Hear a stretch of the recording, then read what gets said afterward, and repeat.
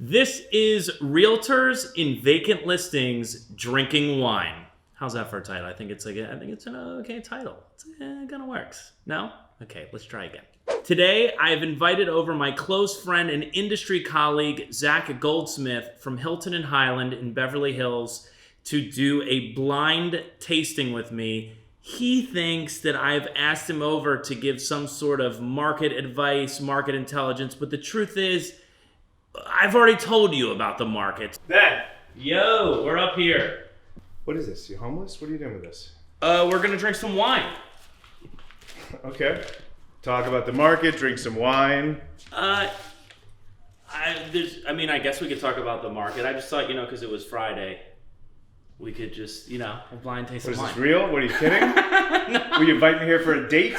You said there was going to be like an informative thing. I wondered why you wanted my intelligence level for this market thing. Yeah. We're gonna blind taste of wine. Have you done this before? No. What is this? A blind wine testing? Is this real? Come on, let's go to the table. We're gonna quickly go through this. Take a look at it. You can look at it. Is this a test? Do I have work to do here? So this right here is the Court of Master Sommeliers tasting grid. It is a deductive tasting format, which basically means just like buying a house where it's a process of elimination, there is no perfect solution. You like that? That's the closing technique. You like that? You like that? Yeah, I'm recording everything. You will come to a preliminary, or they call it an initial conclusion, and a final conclusion by saying what it's not first. I'm sure when someone pours you a glass of wine, probably the first thing you do is Down it.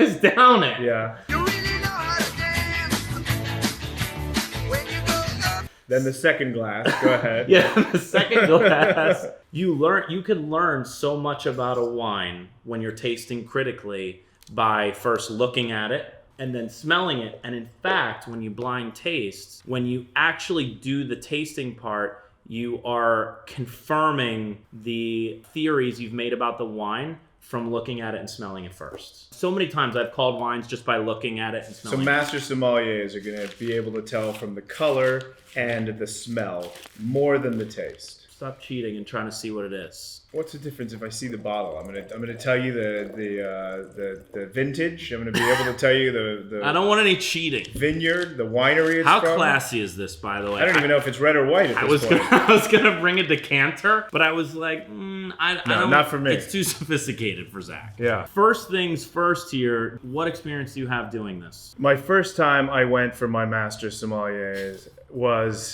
I was 24. I didn't know much about wine. What experience do I have? No, I'm just curious. I enjoy wine is all I can tell you. No, I that's enjoy perfect. wine. I don't know wine. I don't know that people know wine when people say they know wine. I'm not kidding. People are like, oh, this has the tannins of the earth and it tastes like mud. So you seem angry. I'm angry that people think they know about wine. I'm happy you're saying that you don't know much about it, because I think after we just go through this approach, which will be fast, you will feel a universe ahead of where you were before. Why don't we start? Listen, if I can walk away with serious wine knowledge in an hour, I'm game for this. Even if, my goal would be to actually just be able to impress friends and clients and get laid a little more often. If you can give me some tips for that, I'm good. Aren't you married? Yeah, but I'm talking about my wife loves wine, so it'd be very impressive for her. All right, so first things first, let's start. We're just gonna do this together. The reason why we're sitting with this white table, which you can use instead, you could use a napkin, is if you take the glass by the stem here and you go like this and you tip. Before that, if you just look at the wine through a white background, you can learn a lot more about it than just holding it up to your eyes like this. So the first thing I'll ask you is, when you're looking at it, does the wine look clear or hazy? Clear would be, can you see the words behind this? Okay, that's good. It's clear. No, I need to compare it to something else. A little hazy. Okay, so hazy. Okay, so when you look at the color, still holding it that way, this is clearly what color is this to you? It is a blush. Okay, so it's blush. And Yeah. is it a high concentration or is it pale or medium? I think it is it's on the lighter side. It looks like it's, I can see the different textures. And don't get confused by the rim. Where are we looking here? Just kind like of through the middle? yeah, in the middle. Okay, Right so there. it's a pretty consistent. Okay, cool. So we'll call it medium. And you said that you thought it was blush. I'm writing that down. Any secondary colors? Sometimes, like for example, white wine can look yellow and have some green in it. I see there's definitely dark purple Okay, cool. influences here. Nice. You gotta use a word like influence when you're talking about wine. Is there any variation between the middle and the rim? That's what she said. That's what she said. How about like here around the rim? See the edge of it where it gets shallower. Yeah. Maybe a little yeah, lighter. Definitely lighter. Okay. It's kind and- of like if you killed someone, they'd be bleeding out a lot. The tip of it, you wouldn't see as much blood. Down by the brain, you see more blood. if you were to spin this around a little bit.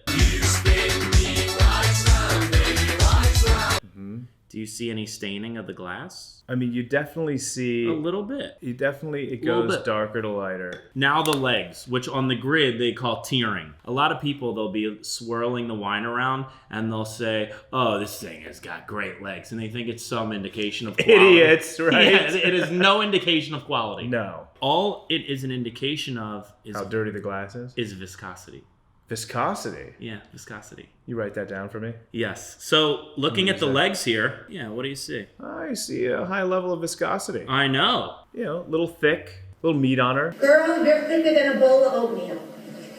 We This talk is- about her like a woman. These are almost Can't do heavy. that today. Almost heavy. But I would say this is like medium plus. Uh-huh. It feels very light. Light legs. Okay, some clues. All of these are clues. I know. But look how much you've already learned about the wine. You've already made a choice about color. Is there rim variation? The viscosity of it, the body of it. Do you see any evidence of, and I'm gonna regret this question, do you see any evidence of gas? I don't know how to answer that. Well, in champagne would context of champagne this. would be like a then no. Okay. Then it's definitely not. Okay, great.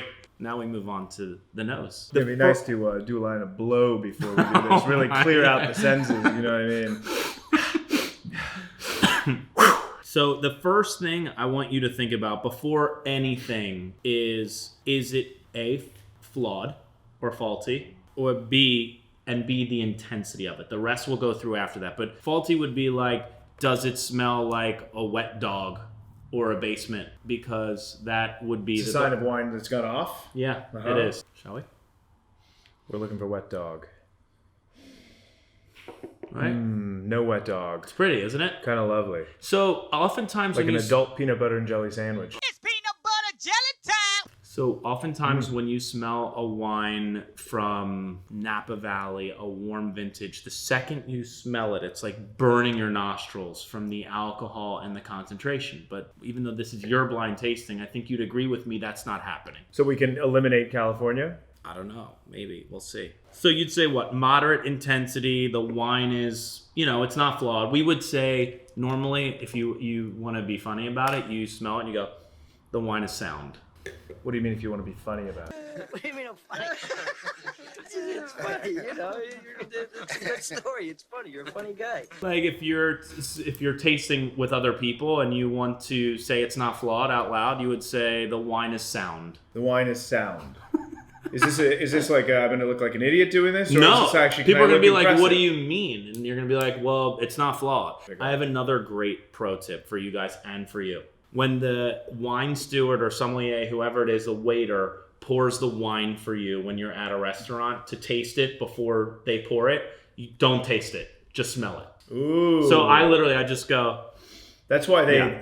Really? how about the people that smell the cork? I'm like, pretty sure it smells like cork. All right, so knowing that wines that are younger taste a little bit more fruit driven, would you say that you think this wine is youthful? Is it medium in age, or is it an old wine? I would say it is pretty young. It's pretty fruit forward. Okay, youthful. Okay, now here's another great way and this is the fun part. Give me 3 fruits that you smell. Any 3 fruits. I'm going to go cherry, Okay?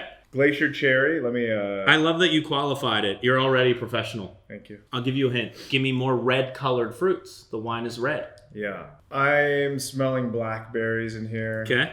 Also a red fruit, blackberry. Isn't it considered one of the? It's like it's purple when it's called black. It's really purple. Think of other red-colored fruits. You get a blackberry on your fingers. It's purple, pal. Okay, you want to talk about purple fruits? Ow. Little raspberry, actually. Okay, raspberry. No, this he's happy with. I'm gonna blow your mind right now. Let me blow your mind. Because this is where sommeliers do such a great job selling, like we do when we sell homes. Is the fruit ripe, fresh, tart, baked, stewed, dried, bruised, jammy? I love the word jammy. Okay. So I'm gonna go jammy. Okay, cool. And I did say PB&J earlier. Mhm. It's peanut butter jelly time. I knew a master sommelier once who would always say that this one wine tasted like butter dipped mango, and people would just be like, "We'll take it." Really? Yeah. I'm gonna do that when I sell a property. Now.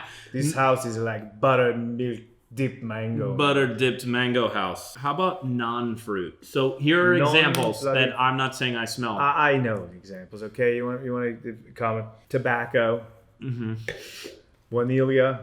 What is that? Vanilla. Chocolate. Vanilla. Okay, Juanilia. Car seat belt. You want to get specific? All right, it's enough. We only needed 3. Why don't we go to tasting it?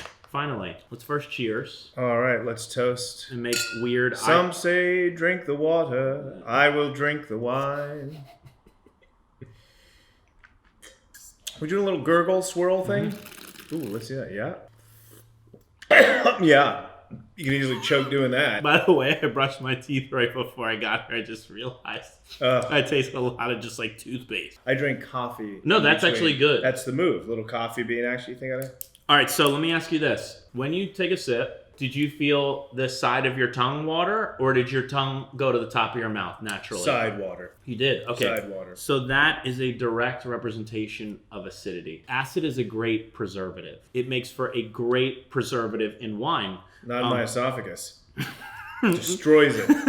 Your theory's flawed. You're human, but Hey, my theory is sound. What about sweetness? Now, when I say sweetness, I'm not talking about ripeness of fruit. I'm talking about, does it taste sweet like sugar? I feel like it's a little on the drier side. It is. It's definitely dry. We could scratch Manischewitz off the list. That's right. It is not Manischewitz, which both of us have enjoyed at many holidays. Sure. My son was Shabbat Boy this morning. I know all about it. Did you? Yeah. Lie, lie, lie, lie, lie, lie, lie, lie, lie. Chef showings. I can't stop singing Jewish songs. It was horrible. This vlog just got really Jewish. Look at the two of us. You think it didn't start that way? You kidding? Here's a quick question now. Remember, we used the palate to confirm what we got on the nose. You said cherry. I believe it was glacier jammy cherry. You got raspberry and you got blackberry. Do you also taste those fruits? Yes. You do.